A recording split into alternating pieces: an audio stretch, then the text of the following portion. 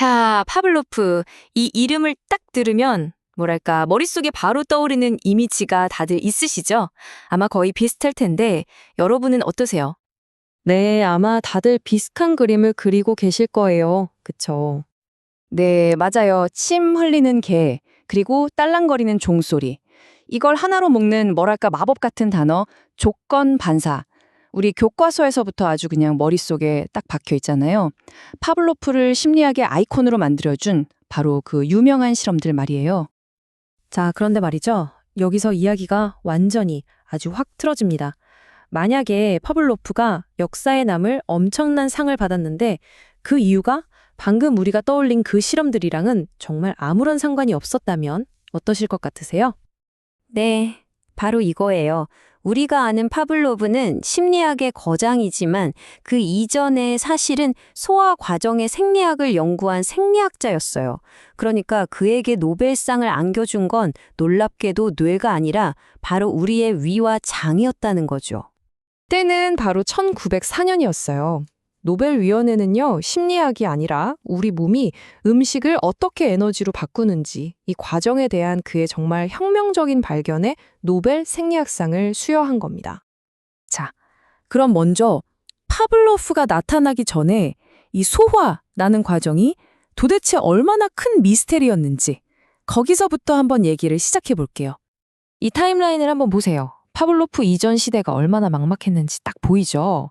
소화라는 건 뭐 그냥 상상, 추측의 영역이었고요. 아니면 저기 나오는 것처럼 총상 환자 같은 좀 끔찍하고 우연한 기회를 통해서나 겨우 엿볼 수 있었던 거예요. 바로 이런 상황에서 파블로프가 이걸 실험실 안에 아주 정밀한 과학으로 끌고 들어온 거죠. 그러니까 결국 그의 진짜 천재성은요, 단순히 뭔가를 발견했다, 이게 아니었던 거예요. 살아있는 동물을 다치게 하지 않으면서 그 몸속의 비밀을 오랫동안 꾸준히 들여다볼 수 있는 어떤 방법론, 바로 그 자체를 발명해냈다는 점에 있었던 겁니다. 자, 그럼 이제 파블로프 발견의 진짜 핵심으로 한번 들어가 볼까요? 그건 바로 우리의 정신, 즉 뇌와 소화기관 사이에 있는 아주 복잡하고 긴밀한 연결고리에 대한 이야기입니다. 이게 당시 노벨상 수여연설에 나오는 한 구절인데 이걸 보면 그때 과학계가 뇌랑 위를 얼마나 따로따로 생각했는지 알 수 있어요. 말 그대로 머리는 머리고 배는 배다 이런 식이었던 거죠. 그런데 파블로프가 바로 이 둘 사이에 보이지 않는 고속도로가 있다는 걸 딱 증명해낸 겁니다. 바로 이거죠. 우리의 뇌가 음식을 보기만 해도, 심지어 냄새만 맡아도 직접 위에 신호를 보내서 자, 이제 준비해! 하고 소화 준비를 시킨다는 사실을 이걸 최초로 증명한 거예요. 심리적 분비라고 불리는 이 현상.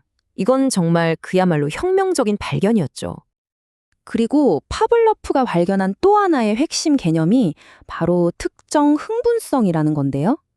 이게 무슨 말이냐면요. 우리의 위벽이 그냥 음식을 담는 수동적인 주머니가 아니라는 거예요.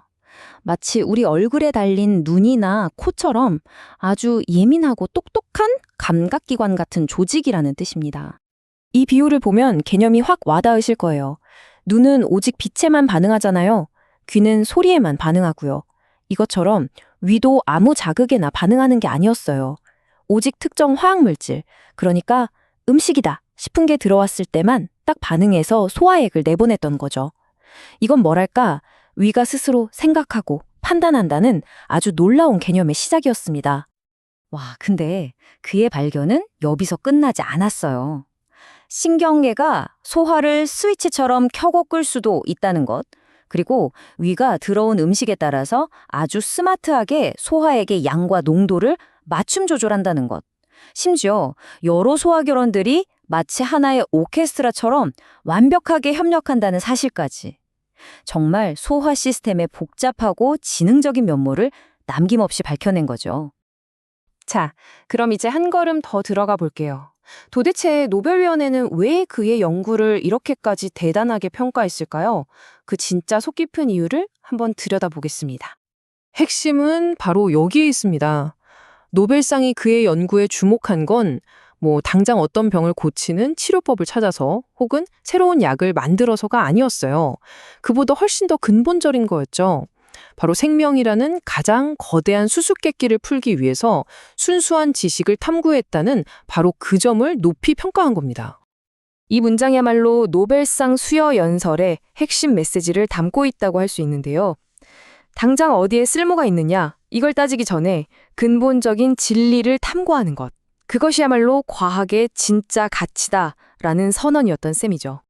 그래서 노벨위원회는 파블로프의 업적을요, 인체 해부학의 문을 활짝 연 베살리우스나 우리 몸의 혈액순환을 최초로 밝혀낸 하비 같은 과학계의 거인들과 같은 반열에 올려놓은 거예요. 그만큼 인류 지식의 아주 근본적인 토대를 마련한 위대한 발견이라고 본 거죠. 자, 이제 여러분은 파블로프라는 이름 뒤에 숨겨져 있던 또 한 명의 거인을 만나신 겁니다. 우리가 익히 알던 심리학자 파블로프도 있지만 오늘 새롭게 알게 된 그에게 진짜 노벨상을 안겨준 소화 시스템의 위대한 탐험가 파블로프. 이제 이 이름이 여러분에게는 조금은 다른 의미로 다가오지 않을까요? 마지막으로 여러분께 이 질문을 한번 던져보고 싶네요. 지금 이 순간에도요, 어딘가에서는 당장 이게 어디에 쓰일지 알 수 없는 그저 순수한 호기심에서 비롯된 기초 연구가 한창 진행 중일 겁니다. 과연 100년 뒤에 우리의 삶을 근본적으로 바꿔놓을 미래의 파블로프는 지금 이 순간 무엇을 연구하고 있을까요? 이 질문을 남기면서 오늘 이야기는 여기서 마치겠습니다.